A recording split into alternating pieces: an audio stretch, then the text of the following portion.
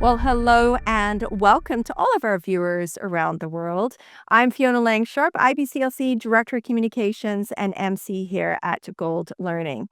Well, I'm very excited because we have an amazing symposium coming up. It is our tongue tie symposium, and I know many of you get excited about this, about what's happening in the field or some of the controversy. Are we all on the same page on certain things? Well, I can certainly tell you there's going to be some really great conversation, and particularly between my three guests who are here today, who are actually going to be presenting together in a 90-minute session, which is really exciting. So lots of time to absorb and take all of the information in. So please welcome Heather McCormick, Sarah Miller, and Erin Boland. Thank you so much for joining me here today as part of our little gathering, I guess you can call it, before we have our live presentations. Now, before we get started, I will mention your topic is Beyond the Tie, Impact of Ankyloglossia on Infant Feeding, Movement, and Family Wellbeing. Oh, all the things that I love. So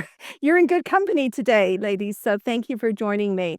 Now, as we get started, I did want to just briefly sort of talk a little bit about your background. So, of course, each of you comes from a different perspective, background, knowledge, and all those types of things. Let's do a little bit of round robin today, and I'll ask each of you just to sort of share a little bit about your work, what's unique in your role, and how it shapes the care for your family. So why don't we start with Heather today, and we'll get started here. So I'm a speech pathologist, and about 5 years ago, I also became a certified lactation counselor. I have been an SLP for a long time now, but I've always worked in early intervention. However, I have three children, and I went down the road of tongue tie because all three of my children happen to be tongue tie. And I just wanted to help other families like myself who really struggled with feeding and really struggled with all the things that come along with tongue tie separate from feeding. Again, movement and tension and stress on the family. So that's how I made it to where I am today. And um, so that's what brought me into the field of tongue tie. That's awesome. Yeah, thanks, Heather. I appreciate that. I'm sure there's some folks listening in today who can relate to your passion as a parent, as well. Erin, welcome to today. It's great to have you. Tell us a little bit about your perspective. Okay, great. So I'm a physical therapist, and I've almost always worked in pediatrics. And along the way, I also got really interested in manual therapy. So working with bodies to relax tension and loosen up areas about the body so that the babies can work better. And it's been so fun to work in the hospital that we work in and learn that the feeding therapists were seeing these babies that had tension. And so, when I first started it, we thought I'd just see a few of their kids every week. And then I turned into my full-time position because there's no time for anything else anymore. Yeah, I can imagine. Well, this is an area that has really transformed, I think, in my time I've seen, where we never would have talked about it in the early days. And now it's almost primary, and I love talking about it, honestly, and translating it so that people really understand. Like families come to me and they don't really understand why they might need to do that next, right? But it's become so valuable. And Sarah, welcome. It's good to have you here today. Tell us a little bit about your role. Yeah, so I am the mental health therapist with the team. So I'm a clinical social worker and I'm a certified perinatal mental health therapist. So I got into the world of tongue tie through the TOTS program where we all work. And I started out working with kids, and then I started doing birth to 5. And sort of the farther back I went and the younger kids I started working with, so much of that is parent and family work. And so I got really interested in perinatal mental health, and the TOTS program is such an amazing group working with this population. And so I love working with the parents and being able to integrate this mental health into the feeding experience, because so many families never imagined that they would have this kind of difficulty. Right. So to be able to really meet them where they are and weave this in has been really awesome. I love it. Yeah, I love it too. So, yeah, I think an area that's been underestimated for so long. And I'm alongside you, Sarah, also with my postpartum support international designation, and just can't thank you enough for, being in this space as a team, all three of you contributing in a way that is changing lives. And I think this is what the epitome of, tongue tie at Gold is all about, is really bringing all these professionals together. So, good job, ladies. That's absolutely incredible. Okay, let's dive into some of the content that you're going to be sharing. An incredible presentation. I know that many of you are looking forward to listening to this presentation live, of course. And let's talk about sort of that big picture. So, when parents hear the words tongue tie, we know that it can be a foreign language to start with, tether, oral tissue, tots, whatever you are calling it in your practice.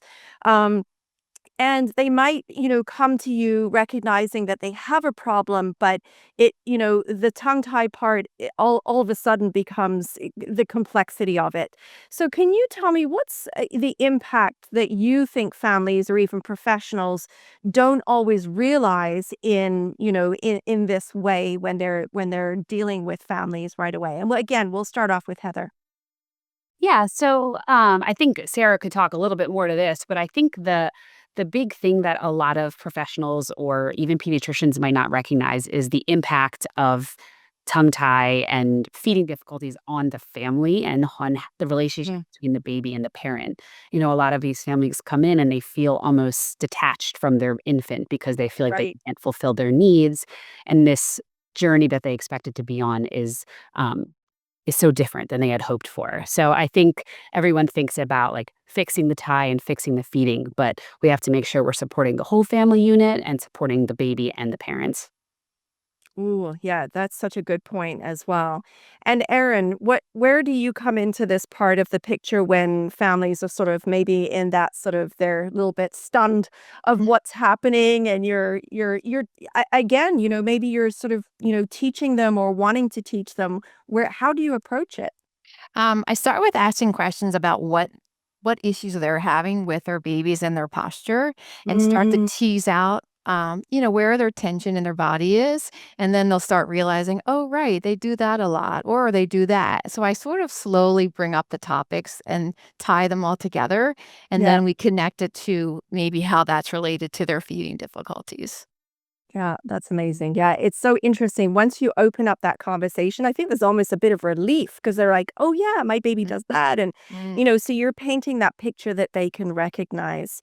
yeah. And Sarah, for you, how do you work with families in that moment when that they're just all of a sudden it's a foreign language? Do you become their translator? What happens with them?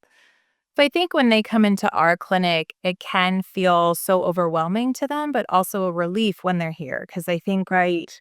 really focus on what's it been like for you as a parent to this baby. And this is Mm, such an unexpected experience for them. And really, what we focus on is how do we build that parent's relationship with their baby and their just self efficacy in feeding. And so, mm, really helping the parents slow down. So many of these parents have gotten so much information in such a right. short amount of time of being a parent, and so really being able to give them the information while also slowing down that whole experience for them, I think is really important because parents will do anything for their baby, right? And so it's our job to kind of tackle everything in a really compassionate way altogether. Yeah, absolutely. Absolutely.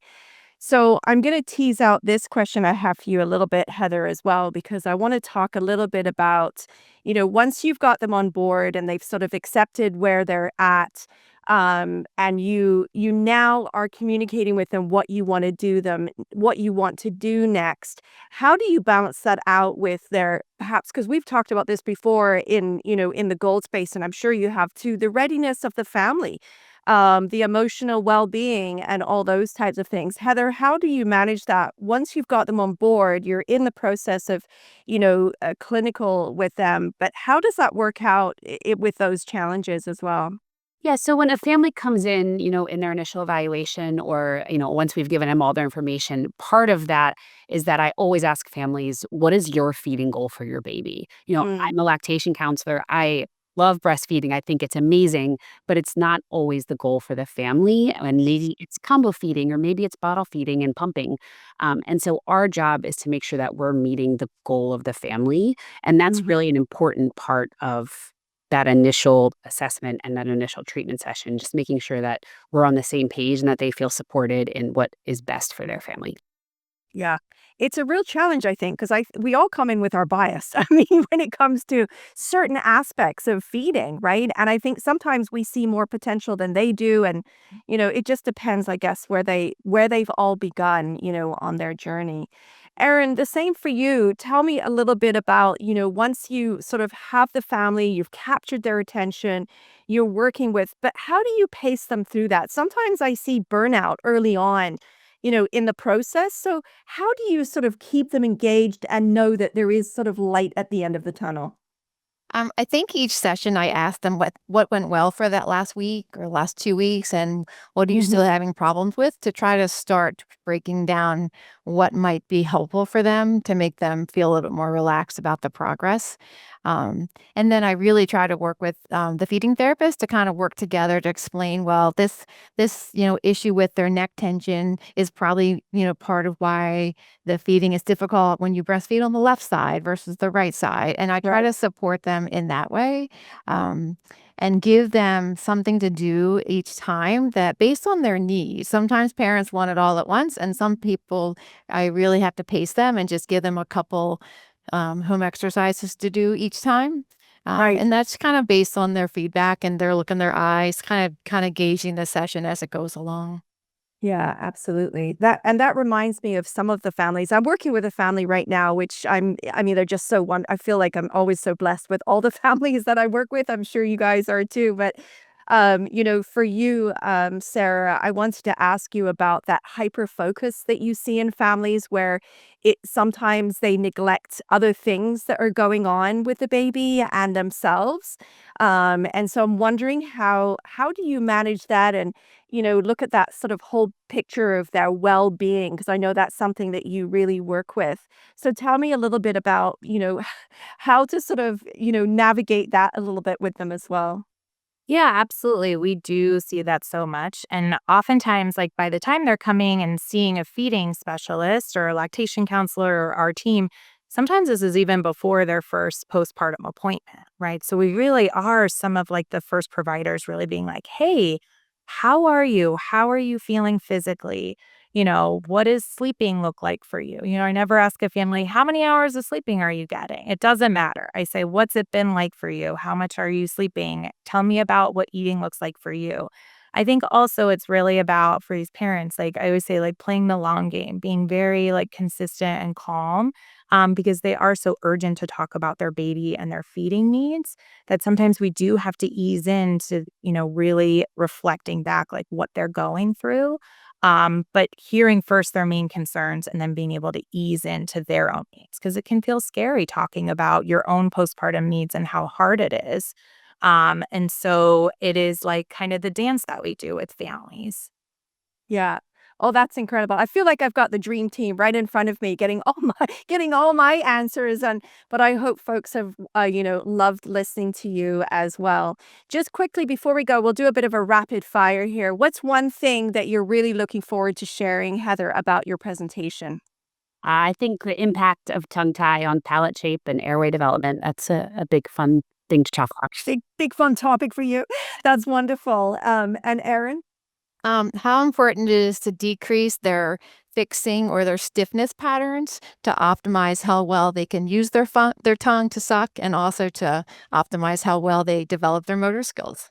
Oh, amazing. Thank you so much. And Sarah?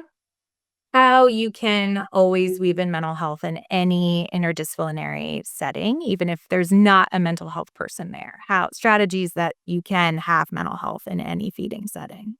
Ooh, yes, yes, and yes. I think that's a resounding excellent. Thank you so much. Well, it has been wonderful sitting down with you. If you have enjoyed this part of the talk here today, I know you're going to have such a wonderful time coming to meet our guests on the day. So, with Heather McCormick, Sarah Miller, and Erin Boland, talking about beyond the tie, impact of ankyloglossia on infant feeding, movement, and family well-being. Thank you so much to all of you for sitting down with me here today. It's been absolutely fabulous listening to you all and gaining some more knowledge while we're here. We'll look forward to seeing you as part of our Gold Tongue Tie Symposium. You can head over there. If you're listening in right now, head over to the website right now and grab your spot before it's too late for our Gold Tongue Tie Symposium. We'll look forward to seeing you all online. Thank you again to all of you for joining me here today. I'll look forward to seeing you all again very soon. Bye-bye, everyone.